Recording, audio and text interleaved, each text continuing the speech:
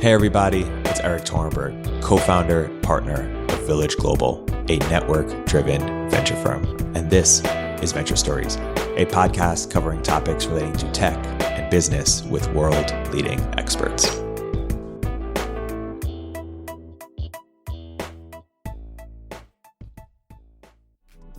Michal Cieplinski is the Chief Business Officer at Pipe. He also spent time at General Counsel and CCO at Fundbox, as well as Senior VP at Lending Club, among others. He describes himself as a lawyer who's never really been a lawyer, meaning that no is a rare answer for him to give his fast-moving colleagues. In this episode, we discuss the important role that a CBO plays at a high-growth tech company. Michal shares tips on building legal teams, hiring speed for the rest of the org, and why you should hire for a plan, not a problem. For anyone thinking deeply about their team's legal function, this should be a good one. Hope you enjoy.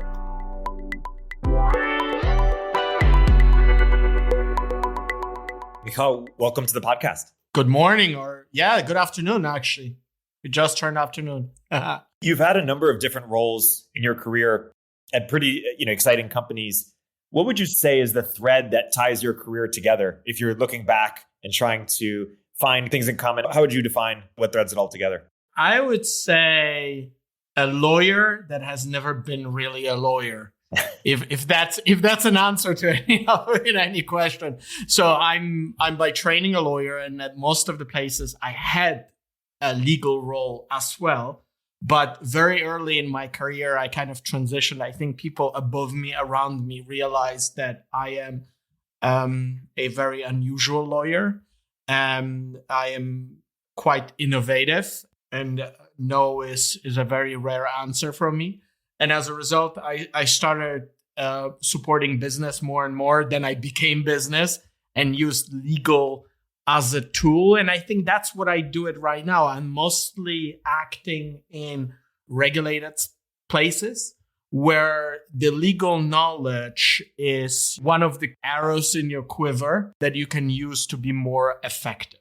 Describe your role a little bit today and talk about what are the other arrows in the quiver and sort of what makes a good chief business officer. So I'm a chief business officer at Pipe, and Harry Hurst, my co-founder at Pipe, calls it shut down officer. I think that's a better title to me.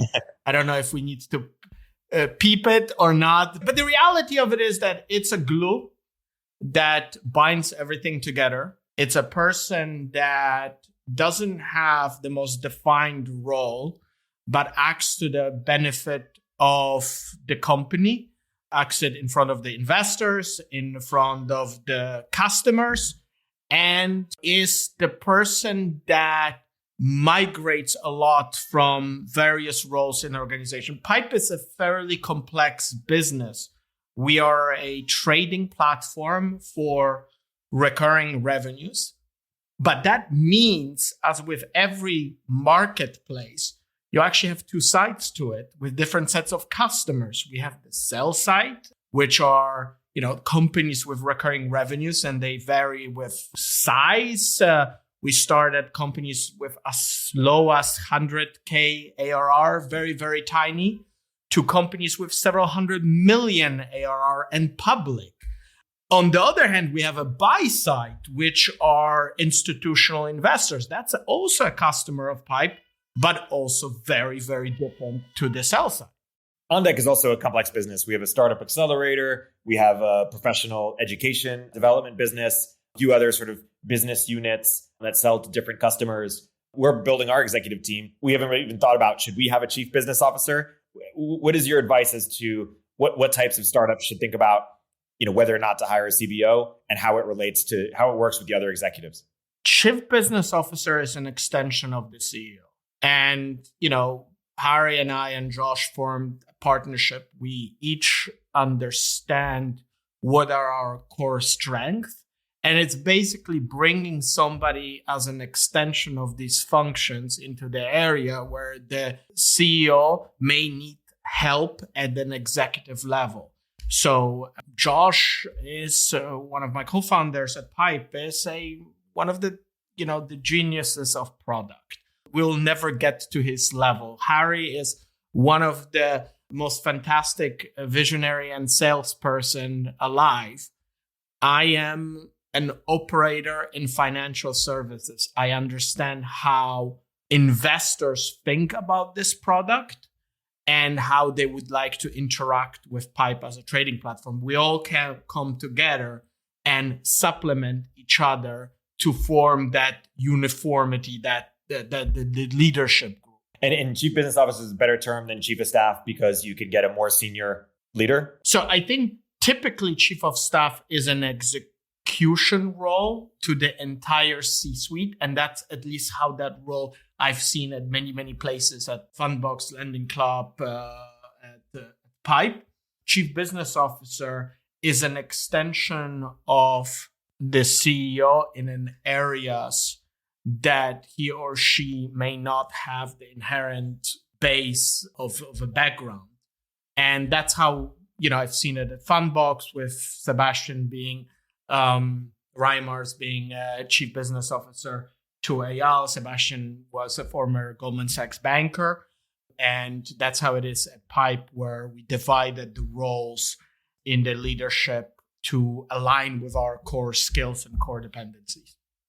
Does Pipe have a chief strategy officer? And I'm curious if the orgs you worked at previously also had chief strategy officer and what you think about that role. Yes, I would say we each play that when it comes to our respective areas. Josh sets up an agenda for the product together with Zane on product and engineering. Harry and I set up a vision as to the broader company, how to achieve the metrics that every company needs to achieve. And then we execute across our organizations. It's interesting. I think if we didn't have a CBO, we might have had a chief strategy officer. I just play more of an operator role day to day versus chief strategy, which I guess I never actually been at the company that had a chief strategy officer. But I would say the CBO and chief strategy officer may be a lot similar. One may be more operational versus the other, but I think it just depends on people, to be honest, Eric. Do you have a bunch of people reporting to you that maybe at another company, if they didn't have a CBO, might report to the CEO? Or yes, well, legal department, the buy side of the organization, part of the finance, to a certain degree, reports to me. So I think my advice is build your org on the basis of responsibilities and also people's capabilities versus titles. If I was less inclined to do day-to-day operational stuff on the buy side, that's what I'm doing, and most of the time I'm responsible for the buy side of our platform, I guess there would be no need for certain folks reporting to me. Also, my background is I was a general counsel at Lending Club, which is one of the largest fintech lenders, if not largest in America. And as a result, legal reports to me. But at another company, it reports to the COO usually. Yeah. Exactly. We have a very lean structure across ourselves, across Josh, Zane, who is our CTO, Harry, and me, that we figure it out as it goes, which units, which departments report to each person. We have a chief customer officer, for example, but PR and marketing doesn't report to him, but reports to Harry, because Harry is so into weeds into our marketing and brand building. So it really depends on the person versus and that person capabilities versus titles and how it should be done. Never do it how it should be done. Figure it out, your C-suite. Figure out their core competencies and align the reporting line to them. There is no sense of finance reporting to a CEO or COO that's not interested in it. Then you should hire a person that can understand that area of law. It's the same with legal, PR, marketing, et cetera, et cetera, et cetera. That's why in a lot of organizations, you get a chief operating officer, which plays a lot of these roles that I currently play. But for us, it's a much bigger organization, and there's a place here for a COO as well. Yeah, a lot of people listening to this are founders who are, they're starting to get some traction. Maybe they're raised their Series A, and now they need to start building an exec team. And so it's helpful to learn about the CBO role. I want to segue a bit and talk about general counsel. And for startups who are just, building their legal team, their legal organization for the first time, what's really important to get right there? And what advice do you have for founders who are not used to it or not familiar with it on how to build out that team? First of all, for anybody listening and thinks right now, I may hire a general counsel or should I hire a general counsel? The moment that thought enters your mind, you're probably 6 months too late. And I've heard it several times. Honestly speaking, every CEO that hired a general counsel realized it came 6 months too late. But to be clear and give like an actual pointers, if in any shape or form you are in a regulated place, fintech, regtech, any crypto, please hire as one of your core initial hires. That person will save you later on so much pain that you can't even imagine. If you are a pure SaaS play, let's say consumer social app, then I've seen it delayed. But at some point, your investors are asking, okay, how are you going to be making money out of this app that you have created, that feature that you have, that product that you have created? The moment that happens, general counsel will help you organize your legal documentation so that you could actually derive revenue out of the app, the thing that you have created. In principle, it's either the core hire, that's regulated spots, and anybody in a regulated spot without a general counsel, I worry, and I typically don't, as an angel investor, invest in those, because it's not that the CEOs or C-suite is wrong. It's just you may not understand what you don't know about the space. And those typically the spaces are very complicated, especially in America. When it comes to non-regulated spaces and non-crypto, one can delay it. But I would say round A, when you are in charge of moving from the idea to operationalizing a product and making your first revenue out of that product, you should probably hire that person. Okay. I'm a company, I'm a founder, I know I need to hire that person. I'm set out to hire that person. What advice do you have for how to hire well? Where do I look? What to look for? So I'm originally from Europe, as you can probably sense from the accent. So the original name for an attorney, it was consigliere, which is translated into an advisor into English. It should be your advisor. Look for a person that doesn't think of himself or herself as an island. A lot of lawyers tend to do that because that's how law firms train, that you're there to provide an advice, but not to implement it, not to take risks, and not to measure risks. As one of the interviewing tools for the CEO, and I advise actually a lot of CEOs as to hiring their ops and legal folks, I tell them, give them a very simple task. Rank risk. The one that you hire is the one that will be able to rank risk. The joke is lawyers tend to view every single thing as the same existential risk, and that's not true. And it's actually one of the harder skills to get is the risk ranking, because you as a business person wants to be able to know, okay, so this is existential risk. This is shit. I need to fix it very soon, but it's not going to kill me. And 3, 4, 5 are the things when I have time I'll get to. Inherently, it's much harder for lawyers to do that level of risk ranking, even lawyers with many, many years. So don't look at the years of career. Sometimes lawyers with 10 years of legal career can't do that because they just never had clients that required it. And sometimes very junior lawyers can do it. So just don't look for the years of experience. Look for a person that can be your advisor, your trusted advisor. You're open to taking inexperienced hires, people who haven't yet done what you need them to do. You're open to betting on potential. Yes, my current head of legal at Pipe had no fintech experience. He's a lawyer with 8 years of experience from Fenwick, a magician when it comes to private company fundraising and the things that you learn at Fenwick, which is one of the 3 or 4 major law firms dealing with private, venture-backed companies. But I knew that he will be able to learn all the other stuff. Like once you move from a law firm to in-house, you become a generalist. So it's a test of becoming a journalist and test of becoming an employment lawyer, venture capital lawyer, immigration lawyer, regulate like lending lawyer, securitizations lawyer. You become all of it at one. What is the key to ranking risks well? If you're a lawyer saying, hey, I want to get better at ranking risk, what is the right way to do that? Again, I come from regulated places and as a result, regulated industries rather. So we rank the things as the things that can kill us, things that cannot. And then you differentiate in between of this. Some people in the older days were calling it, what is the shot below the waist and above the waist? One, it's more hurtful than the other one. So it's the same thing here.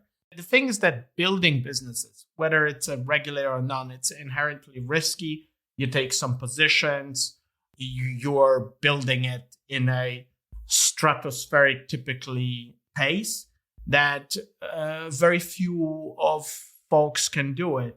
You need to be as an operator, and it's not legal risk. I'm saying any risks. It's risk of hiring people, etc. You need to figure it out of what are the crucial things about your business that you need to get right. And if the answer is, oh, everything is, then it's wrong. Then you go back and back and back until you actually are able to divide it into groups.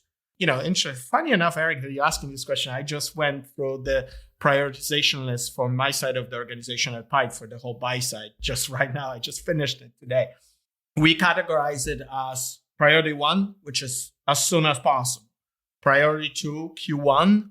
Priority 3, Q2. And priority 4, Q3 and 4. And within those, we assign people. And we also, if a person was responsible for 2 or 3 projects within the same priority, we assign stars to provide that person a very, very clear guidance as to if he has to do 2, which one takes priority within the same group.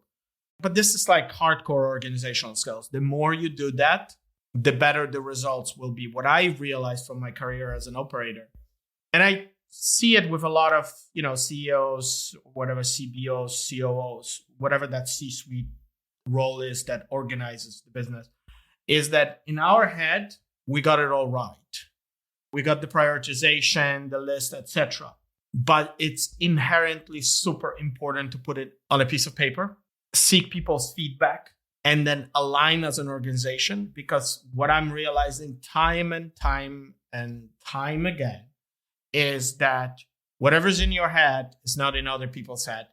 The level of prioritization you had may not be what other people thought. And especially people at more junior levels than you. You're seeing them people running like chickens with their heads cut off.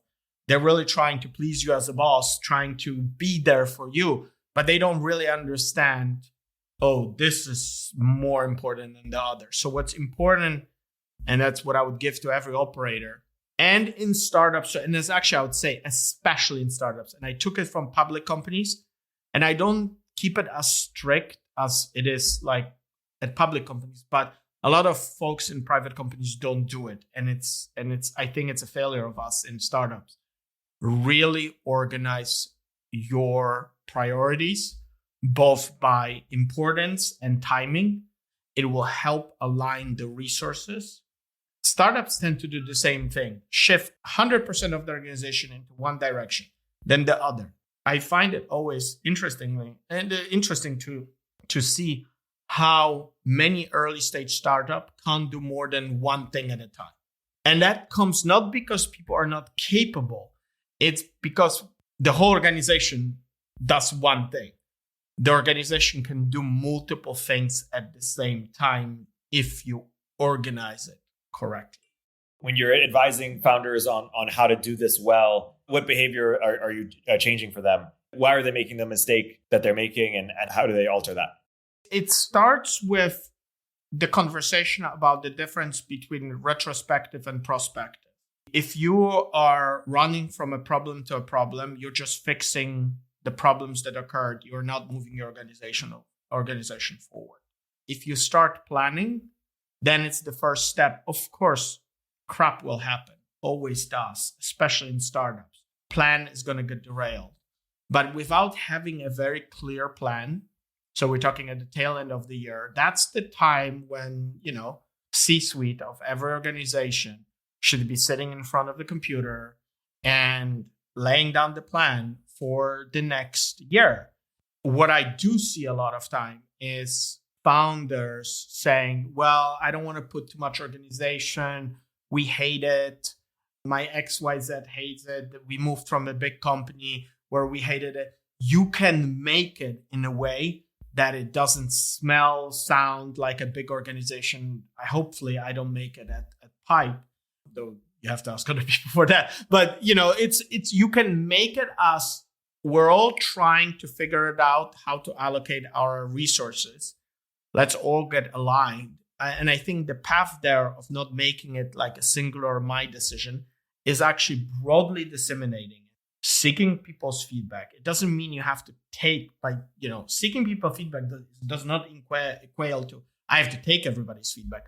But I typically do, to a certain degree, I take a lot of people's feedback because it's typically good feedback and things that I may have not seen. But at the end, you're where the buck ends as to allocation of capital, human capital especially. And each startup has the same problem area. Not enough engineers, not enough finance, not enough legal, not enough sales, ops, whatever. You always will be at not enough because the company is typically growing too fast for the people to hire. And especially in Bay Area and in other centers, Miami, where Pipe is headquarters, it's tough to hire experienced folks. There's a lot of competition for it. So it's always going to be not enough of the resources to tackle the issues. Especially as you're growing, as you're scaling, as you raise your Series A, raise your Series B, you have a lot of capital. If you're a first-time founder, you haven't really done capital allocation decisions. You know that you need to think about 2022 planning. You have all your different heads telling you they need this, they need that. What mistakes do you see even teams that you've worked with or founders that you coach get when they make allocation or human capital decisions just because they haven't done it before? What are things that they learn after doing it a few times? I would say throwing bodies at the problem. So hiring for a problem. You should hire for a plan, not a problem. Because once you fix that problem, then you have people that you hired for that problem that may not be right for your organization, but that's not typically the case. The typical case is that then you have 3 people for a job that could have been done by 2 or 1. You just hired 3 people in order to fix the problem faster. Yes, 3 people can do it, 1 problem faster, but then these 3 people are going to be doing the job of 1 person in the future. And I've seen it time and time again. That goes back to the plan. If you have a plan for the allocation of, what your product will do, what your engineering will do, what your sales will do, what your marketing will do, what your finance and legal will do. If you ask each of the leaders of these organizations to prepare a plan of what they're trying to achieve. And in startups, don't make year-long plans. It never works. Q1, Q2, and then the Q3, Q4 mush together and see where it goes. You can't plan for longer than that. Have some stuff for there. And especially, with Pipe, we have a lot of stuff that we're looking at. And as a result, we need to start the scoping right now. But it doesn't mean we're going to really start implementing it or having this as a product in Q1, Q2. So I would say, don't throw bodies at the problem. Don't hire for a problem. Hire if you need that person in your org past the problem. Cost of employees will be, and it always is, your highest cost. Be careful about this because firing in startup has a very, very damaging repercussions on the morale of your organization. And sometimes you don't have to do that. It's just that you just overhired in this department while the company is doing great, but there's nothing for these people to do anymore. Again, if you hired for a problem, you already hired too late. And that's the second lesson that I give to a lot of first-time founders. Hire before the problem arises, not when you have a problem. Then you have to be intellectually honest with yourself that you hired too late. And so that next time it doesn't occur. And if it occurs each and every time, then your planning skills are in need of significant improvement. But typically, a lot of founders are curious individuals. They're smart. They are extremely inward looking as well. And that's why just once explaining it to them, because I, as an angel investor, I invest in a lot of folks. And I think majority of founders, but you have to ask them as well. But from my perspective, the reason why they accept my check versus a check of another guy is that I provide operational day-to-day advice, and as well advise how to deal with fundraising, how to deal with investors, how to construct your cap table. It's a very real, not that the other advice is not real, but my advice is very operational. It's not philosophical. It's very real as to what to do. It applies to any company. That's some great advice. And I recognize it myself. I hired too late in a bunch of different scenarios. Me too. We all do. Just be intellectually aware of it. Then next time, you're not going to have that problem because you're going to be aware of once you construct your either next company or next year, you're going to be, okay, in Q2, I'm thinking about that product. I need to start hiring right now to get to there. Yeah, totally. And so my question is, once you've identified, you've hired too late, you're going to change it for next time. But right now you have a problem. The problem is pretty important. Do you either redirect resources somewhere else in the org if you can? Do you hire knowing that you're going to have a new problem, with these people? You hire too much, or do you just say, hey, we're just going to deal with it slowly, or slower by hiring one person instead of three? How do you typically advise there? It depends on the severity of the problem. Yeah. So as a former army person, I'll tell you, stop the bleeding first, immediately, long-term fixes later on. A lot of people overemphasize, I need to figure it out what the fix to it is, while a thing is bleeding. Hopefully not a human, but if, a product is not working, etc. Fix the bleeding first, move to a long-term solution later on.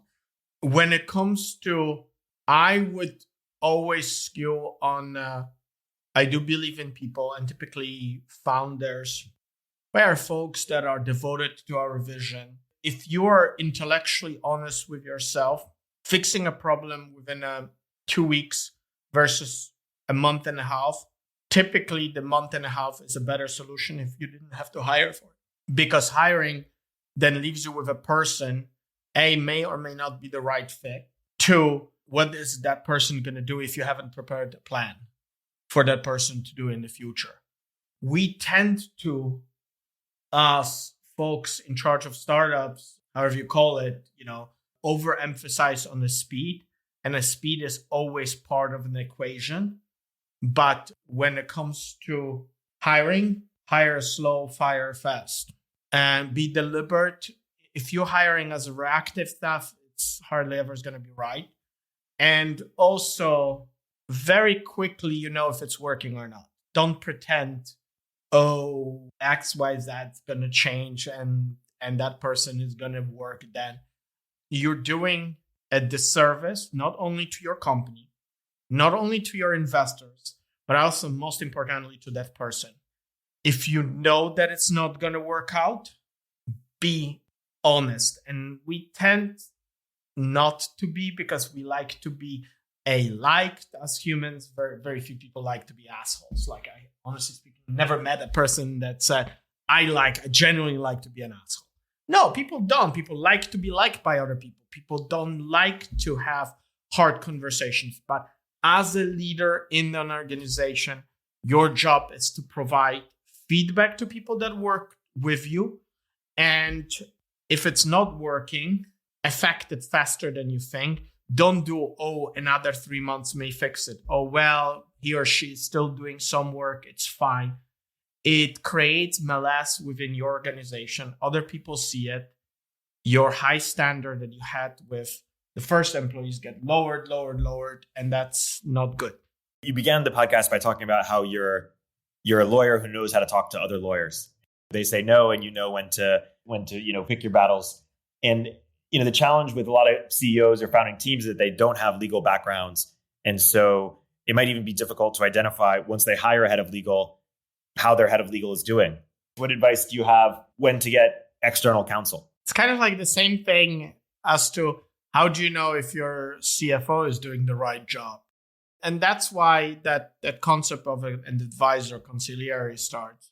You need to build that advisor relationship with your general counsel, with your VP of finance or CFO, because these are the two roles that is harder to know whether you need to trust them before they are able, A, to prove themselves, to show them the fruits of their labor.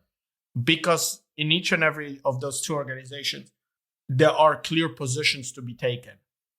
And you need to trust that person's moral spine, experience, and to lead you to the right direction.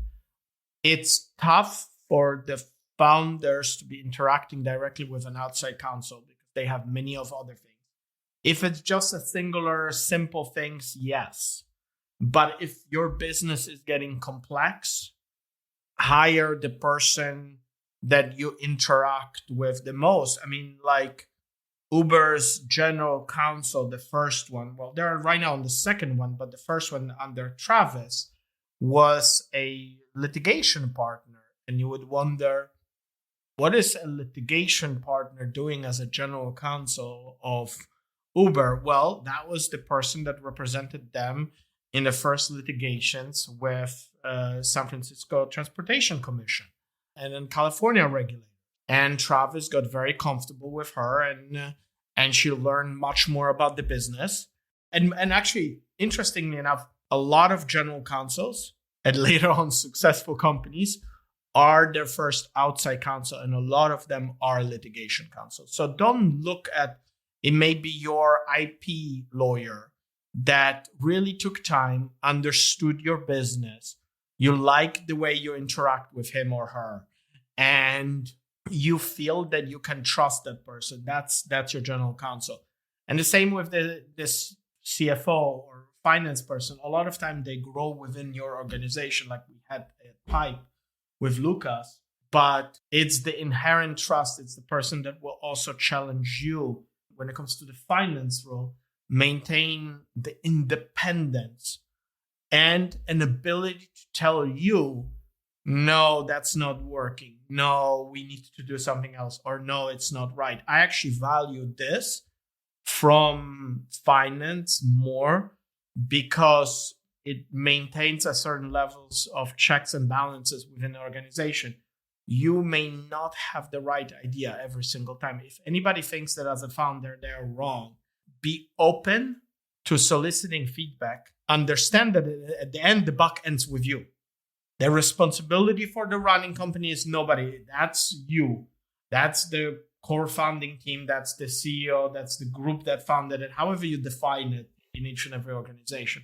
But that's that being or that group. But don't assume you know all the answers. Solicit people's feedback, opinions. It will make them feel more involved in the company. A fantastic answer can come from the most junior employee in your organization. It doesn't really matter. That's why you come to startups, to be in charge at the much earlier stage in your career than typically you would be at, going to a different company. But understand that at the end, when investors come to Pipe, they will choke me and Harry. And I fully understand that, also. Buck ends with us because we deal with the investor relations at Pipe. You've worked at startup, obviously, Pipe super early, and you've worked at companies that gone on to go public. And so you've seen the full range. How do the legal and finance organizations evolve? We just hired our VP of finance, and we just hired our first head of legal 5 years ago from now, or 8 years from now, whenever we're going public, hopefully. What can we expect in terms of how those organizations are going to evolve, or what they should look like, or what should we be preparing? There are different stages at the organization. When it comes to your current VP of finance, in your case, and your GC or head of legal, they should take you up to the point of near public. I am always honest with my teams of the following. Pipe is a multi-billion-dollar company. We're shooting for the sky. Just like it happened with many companies that reach our level of velocity, are shooting for $100+ billion valuations in 5 to 10 years. At that point, I probably will need a CFO with 25 to 35 years of experience of being a CFO. I'll probably need a chief legal officer that has been a partner and head of a practice, or a former SEC commissioner or a government official, depending on which path we take in our life. As long as you're honest with your teams and they accept it, and our team is more than okay with it. We did discuss it many times. They're fantastic lawyers and finance folks. Up until Pipe reaches that level of needing somebody with 30+ years of experience in those roles, and especially finance. As you know, once you go public, many companies just before going public, a year before, hire a CFO just for this role. Going public, interestingly enough, is very little legal. Me as person that used to be in that call, you just click on Edgar button, submit. That is your whole thing. And when it comes to finance, it's much more on the finance side. And as a result, there are several fantastic CFOs that go from a company to a company, advise these companies a year before they go public, up until they're public, and then they leave the company year, 2 years into their public life. One of your advice for head of legal and general counsel was telling them to rank risks, and you're open to taking bets on people, especially earlier on in the company lifecycle. In finance, what is your litmus test, or what do you advise in terms of how to interview? Or are you as open to taking bets earlier on potential, or is experience more important even earlier? Well, experience. You may have the most experienced CFO or a chief legal officer from large companies that are no longer capable because they haven't done it in years of going back to the basics and back to the NDAs, back to your, as a CFO, to the basic P&L plan. A lot of folks later in their careers struggle with it. And I know that I'm going to get a lot of crap from people after that telling me, no, people can do it. Yes, they can. The question is whether they're willing and whether they're still as agile when it comes to that. So early on, whether you hire an experienced or non-experienced person, make sure that person can go back to the basics. Like when you hire a lawyer, you typically will go for a person at the lower end, 3 to 5 years of law firm experience. That person is 2 or 4 years away from doing NDAs. Now had a much other person. And I am sure that they don't want to be doing NDAs or a basic P&L plan for finance. But because it's not fun, but that's crucial. And that's what you should, as a founder, optimize on. Can that person in that role, Eric, go back to basics? When you're recruiting a more senior CFO and you're selling, what are things that tend to, convince them? Are they often just optimizing for, hey, what is the potential to be the most, the biggest company and the most successful? What is sort of the mind of a CFO who's evaluating between companies?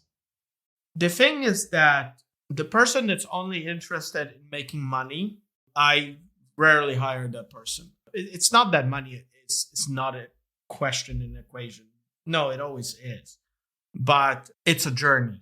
And it's many years of ups and downs.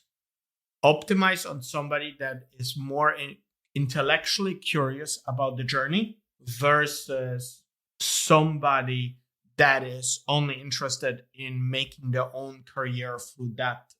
And that's one of the, interviews. During the interviews, figure it out if that person is more interested in enabling their own career versus building something together with you.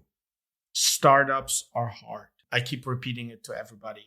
this glorified view of founders, startups, people making a lot of money. It's BS. 99% of startups fail. Very few succeed. Very few get to any valuation that actually made it work for you versus staying at Google and making $500,000 in the regular salary plus bonus plus an equity, which makes you a millionaire much faster than 10 years in a startup. So as long as you understand that for some reason we glorify building startups are tough. Not for everybody. In a lot of ways, you may make more money staying at Google and be more successful. It is tough on your family. I wake up at 5 a.m. in the morning. My day starts at 6. And many times it goes until 8 p.m. of each and every day. Like even at the quote unquote vacations, I'm on the call 3 to 4 hours a day. So I don't know. I think people need to be aware that this is not a rosy journey, Eric. It's tough. And the moment, I find myself like a lot of people that succeeded really with legal careers, finance, iBanking, hedge funds, I find it interesting common thread. They had no other options. And you know why? Because if they had, they would have probably freaking taken those other options. So startups are for people that have no other options. This is your life.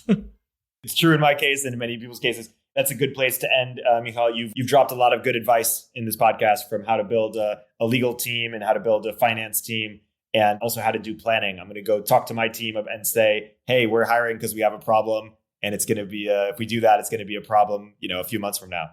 So thank you very much, Michal, for joining the podcast today and dropping a lot of advice.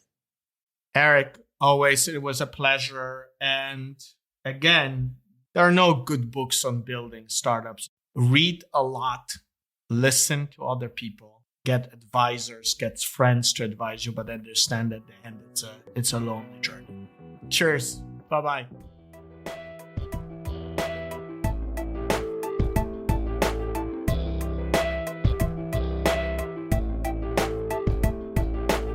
If you're an early stage entrepreneur, we'd love to hear from you.